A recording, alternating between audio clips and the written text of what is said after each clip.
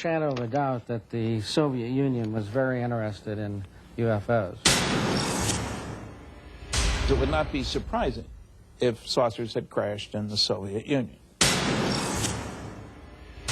This is so far the best footage of an alleged crash UFO or a dead alien that I've seen so far.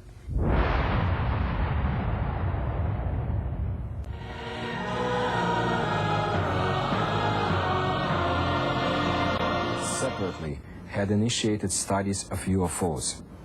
The KGB, as far as we know, had never ceased studying them.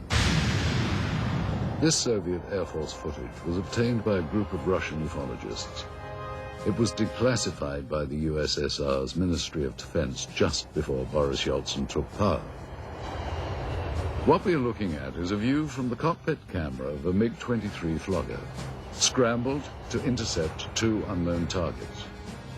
What we see now is an apparent merging of the two targets. Here is the same shot slowed down.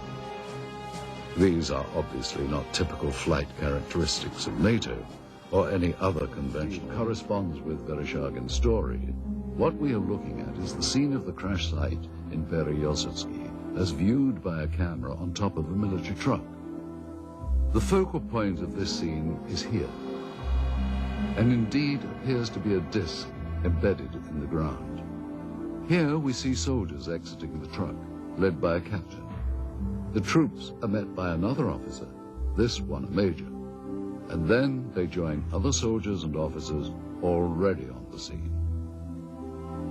This footage is one of 4 reels of film acquired during our investigation.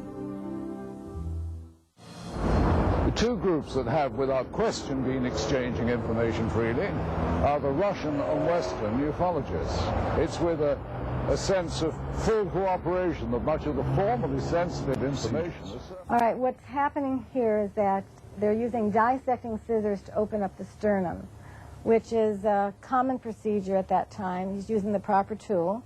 The way they're holding and using the various tools looks correct, which indicates to me these people know what they're doing. I would say there's little doubt that these are actual Russian medical people. Now, if you look closely at this procedure here, which is repeated several times in this footage, what they're doing is removing a piece of material. The one doctor refers to it as an organ or resembling an organ. Then the diener snips off a small sample which is placed in a specimen jar for later analysis.